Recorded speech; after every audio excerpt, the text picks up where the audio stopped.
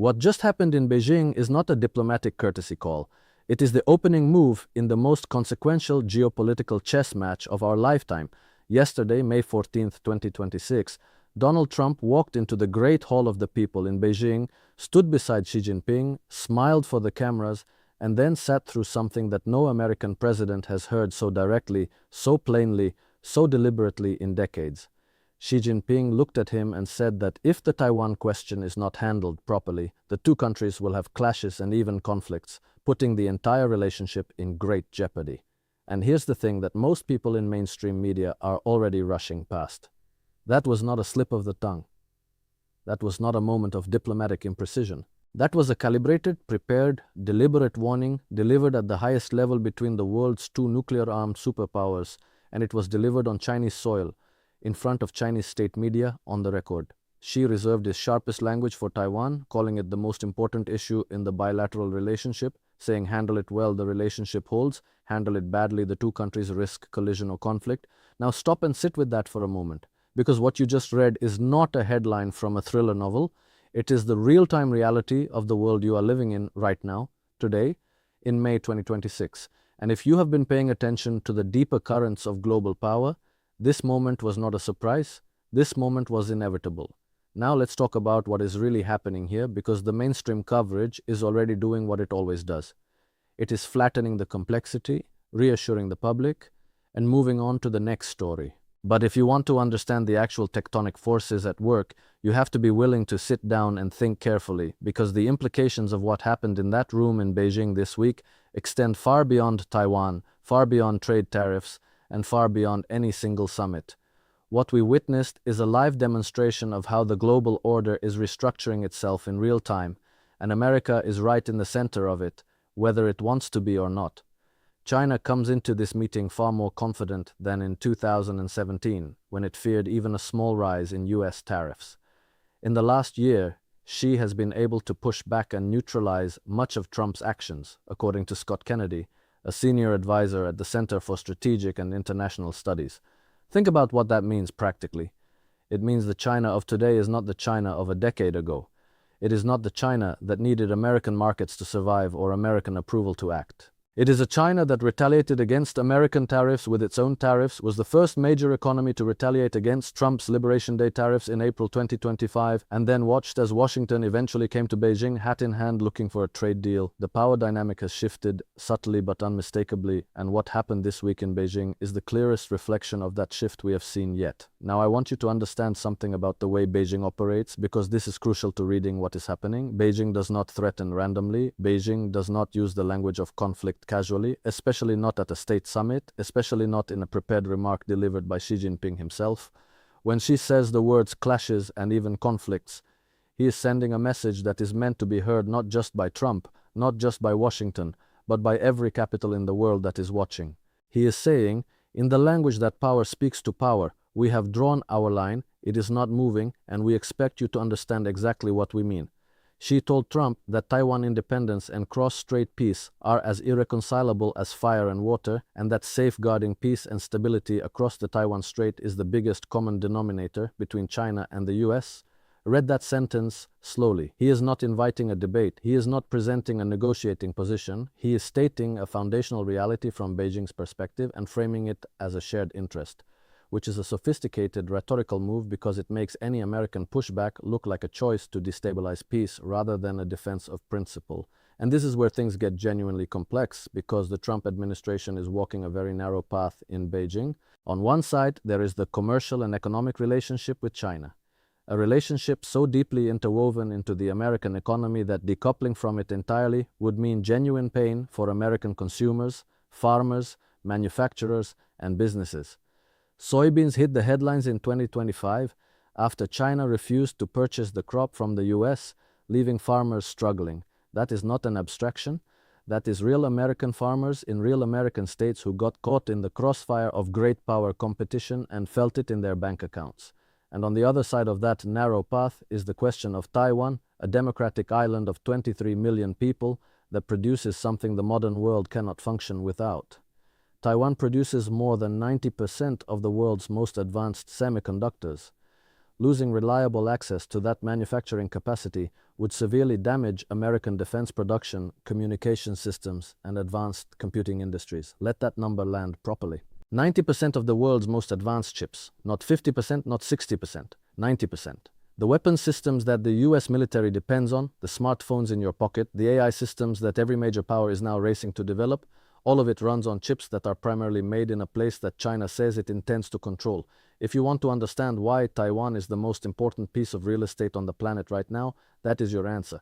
This is not about sentiment. This is not purely about democracy versus authoritarianism, though that dimension is real. This is about the material foundation of a 21st century power, and it sits on an island 100 miles off the coast of China. Now let's talk about the arms sales question, because this is where it gets very concrete very fast. Trump has yet to formally move forward with an arms sale package to Taiwan worth around $14 billion. Beijing has consistently opposed arms sales to Taiwan. And in the lead up to this summit, Trump himself openly acknowledged in front of reporters that Xi wants those arms sales stopped, saying that he would have that discussion.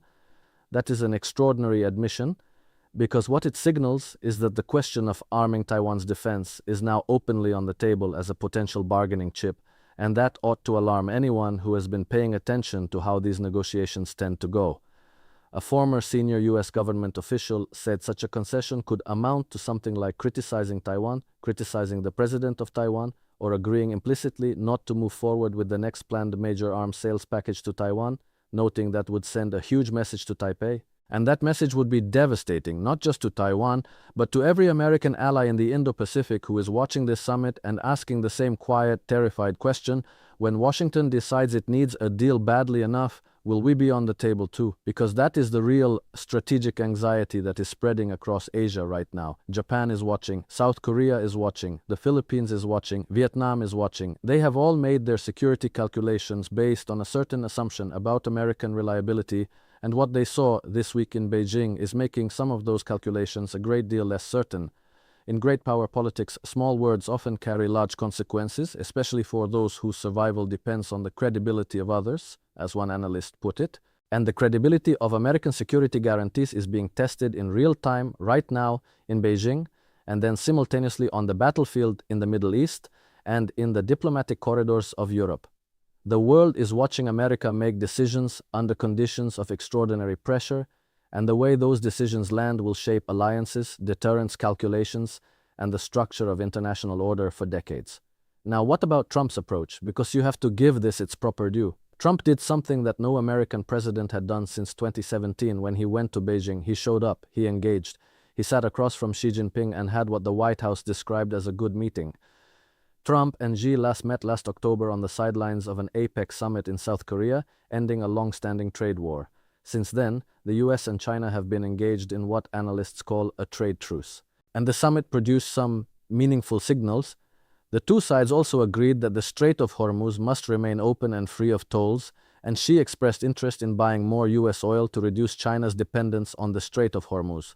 Those are not nothing. The Strait of Hormuz, through which roughly 20% of the world's energy flows, has been under extraordinary stress because of the Iran war, and getting both Washington and Beijing to publicly agree it must remain open is a stabilizing signal to energy markets and to the broader global economy.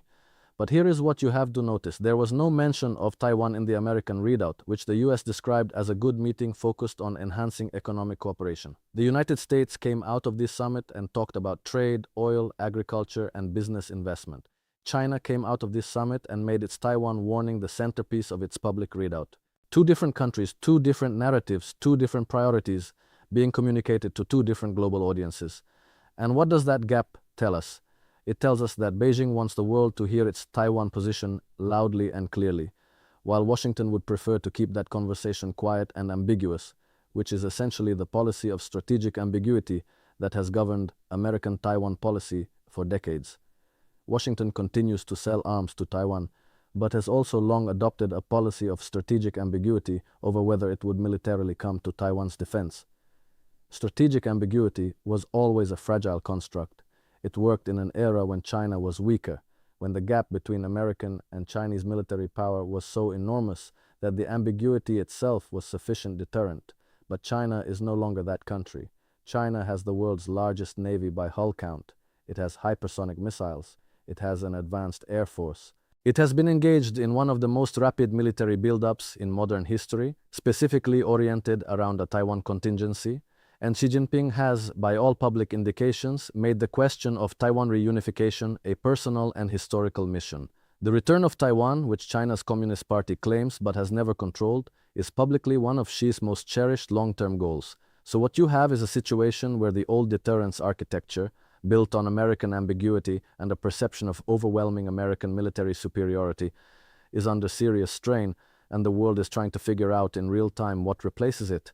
And that is happening at the same moment that the United States is simultaneously engaged in the Iran war, watching the Strait of Hormuz situation, managing its relationship with Russia and Ukraine, and dealing with an enormous pile of domestic economic pressures. The United States is genuinely stretched, and Xi Jinping is an extraordinarily capable strategic thinker who understands exactly how to read that moment. Given that Trump has appeared receptive to Vladimir Putin's argument that Ukraine belongs to Russia, Xi may seek to make a similar argument regarding Taiwan, according to sources familiar with the matter. Think about the pattern there. A single consistent strategic logic.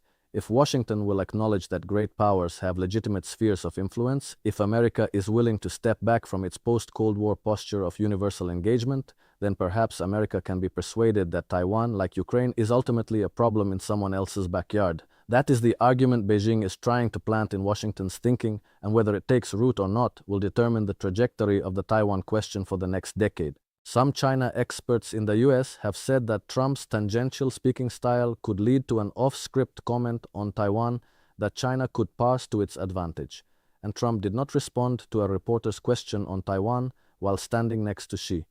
That silence was noticed everywhere, in Taipei, in Tokyo, in Manila, in every capital that has a stake in what Washington's posture on Taiwan actually is.